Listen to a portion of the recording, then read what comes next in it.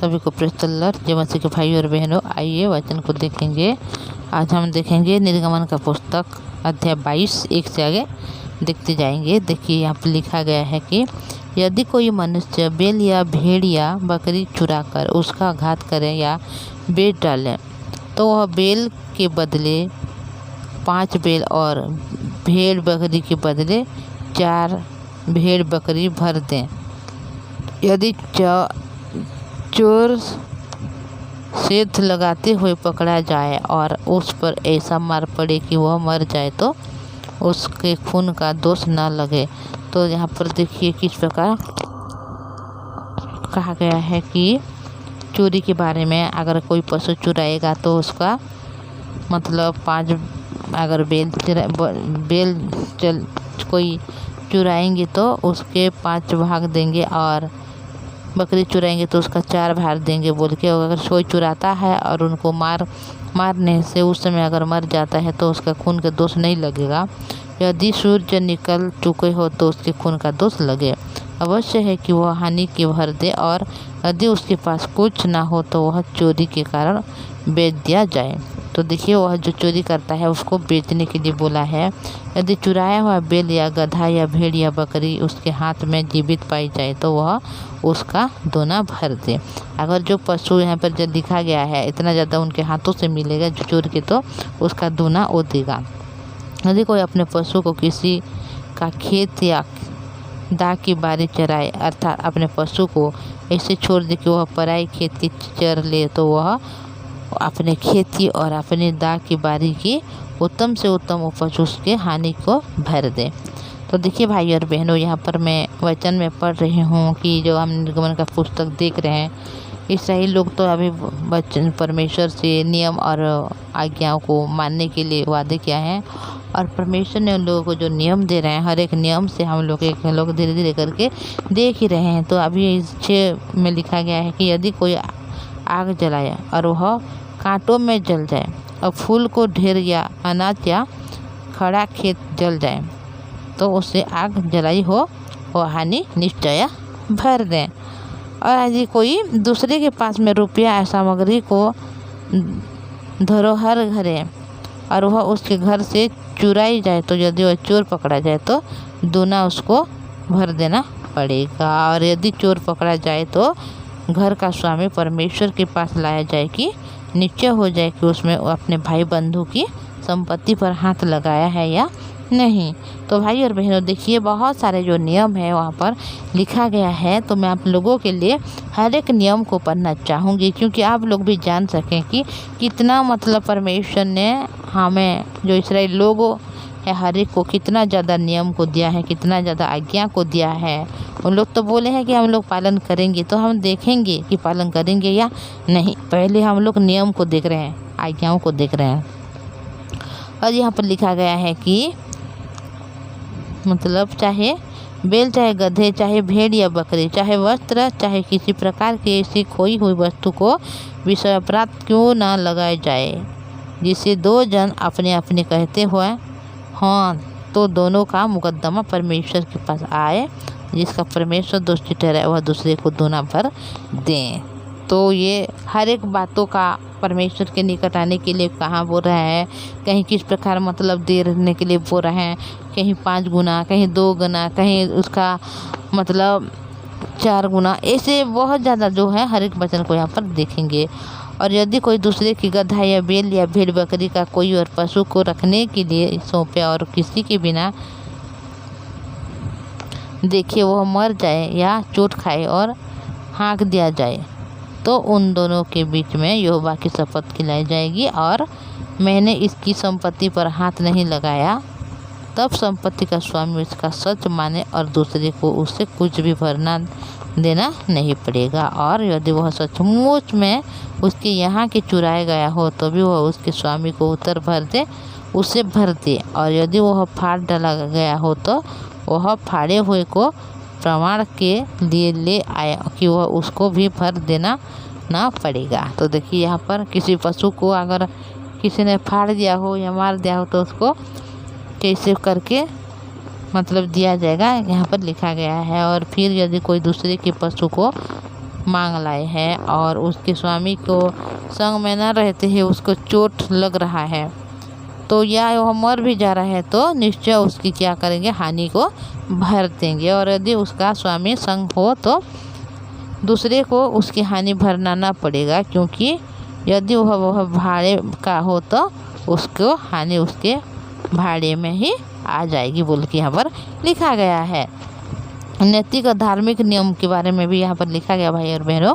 देखिए लिखा गया कि यदि कोई पुरुष किसी कन्या को जिसके विवाह की बात न लगी हो फुसला कर उसके साथ कुकर्म करे तो वह निश्चय उसका मोल देने उससे विवाह कर ले। तो देखिए स्त्री के बारे में लिखा है, कन्या के बारे में लिखा है, और परंतु यदि इसका पिता उसे देने से बिल्कुल इनकार कर रहा है तो कुकर्म जो कर रहा है वह जो व्यक्ति उसको कन्याओं को मोल के रीति के अनुसार रुपये उसको तौल के क्या करेंगे, देना पड़ेगा। और अगर कोई जादू टोना करेगा और जीवित रहने ना देगा तो जादू टोना करने वाले को जीवित रहने ना देगा बोल के यहाँ पर लिखा है। अगर कोई जादू टोना कर रहा है तो उसको जीवित नहीं रहने देंगे, और कोई पशुगमन करे तो वह निश्चय मार डाला जाएगा। जो कोई यहोवा को छोड़ किसी और देवता के लिए बलि करे तो उसका सत्यानाश किया जाएगा। तो ये नैतिक और धार्मिक नियम है। इस नियम में लिखा गया है कि अगर कोई परमेश्वर को छोड़ दूसरे किसी को बलि कर रहा है तो उसका सत्यानाश किया जाएगा। और तुम परदेशी को न सताना और न उस देखिए यहाँ पर परदेशी के बारे में भी लिखा गया है कि तुम क्या नहीं करना, परदेशी को नहीं सताना बोल के लिखा गया है। और उसको क्या नहीं करना, उस पर अंधेरा नहीं करना, क्योंकि मिस्र देश से तुम भी परदेशी थे। तो जब अब्राहम के लोग मिस्र देश से परदेशी थे, इसी वजह से क्या करेंगे, परदेशी को भी नहीं सताएंगे। किसी विधवा का क्या नहीं करेंगे, अनाथ बालक को और विधवा को दुख नहीं देंगे। और यदि ऐसा कोई किसी प्रकार का दुख दो और वो मेरी दुहाई दे तो मैं निश्चय उसकी दुहाई सुनूंगा। तो अगर कोई विधवा को और बालक को मतलब दुख देगा और वह जो बालक और उसके जो माँ विधवा स्त्री अगर दुहाई देंगे तो उसकी दुहाई को मैं ज़रूर सुनूंगा बोल के यहाँ पर परमेश्वर ने कहा है। और ये बोल रहे हैं कि मेरा कोप भड़केगा उस पर और क्या करेगा, वो तलवार पर मरवा डालूंगा और तुम्हारा पत्नी विधवा और तुम्हारे बालक भी अनाथ हो जाएंगे। देखिए भाई और बहनों, कोई विधवा और बालक को उसके बालक का अगर कोई सताएगा तो परमेश्वर उसको भी तलवार से मार डालेंगे बोल के लिखा गया है। और उनके भी जो बच्चा है और जो पत्नी है वह जो बच्चा है वो अनाथ हो जाएगा और जो पत्नी है उसको विधवा हो जाएगी। यदि मेरी प्रजा में से किसी दीन को जो तेरे पास रहता हो रुपये का ऋण दे तो उससे महाजन के समान ब्याज ना लेना। देखिए अगर किसी को ब्याज दे रहे हैं, ऋण दे रहे हैं तो उसको क्या नहीं करेंगे, ब्याज नहीं लेने के लिए बोल रहा है। और यदि कभी किसी ने अपने भाई बंधु को वस्त्र को बंधक करके रख ली हो तो सूर्य के अस्त होने तक उसको लौटा दे। तो कोई अगर भाई बंधु के वस्त्र को अगर लिया हो तो सूर्य अस्त होने से पहले उनको लौटा देने के लिए भी ये मतलब जो आज्ञा है उसमें कहा गया है, क्योंकि उसका एक ही ओढ़ना है और उसकी देह वही अकेला वस्त्र होगा, फिर वो किसी ओढ़ कर सोएगा। तो वो रात में ओढ़ने के लिए और सोने के लिए उसके बारे में लिखा है कि इसीलिए रात होने से पहले उनके वस्त्र को देना पड़ेगा। और जब वह मेरी दुहाई देगा तब मैं उनकी सुनूंगा, क्योंकि मैं करुणामय हूँ। तो परमेश्वर स्वयं को यहाँ पर करुणामय बोला है। अगर कोई दुहाई दे रहा है तो परमेश्वर हर लोगों की दुहाई को सुनेंगे, वह करुणामय परमेश्वर है। और परमेश्वर को श्राप ना देना बोल के यहाँ पर लिखा गया है, और ना अपने लोगों को प्रधान को श्राप देना। तो देखिए श्राप के बारे में भी यहाँ पर लिखा गया है कि कोई भी परमेश्वर को श्राप नहीं देंगे और अपने प्रधान लोगों को श्राप नहीं देंगे। अपने खेतों के उपज को, फलों को और रस से भी कुछ मुझे देने विलम्ब ना करना बोल के लिखा गया। वो अपने बेटे में से पहिलौटे को मुझे देना, और ऐसा ही अपना गाय और भेड़ बकरियों को पहिलौटे को भी देना। 7 दिन तक तो बच्चा अपने माता के संग रहे और 8वें दिन तो उससे मुझको दे देना।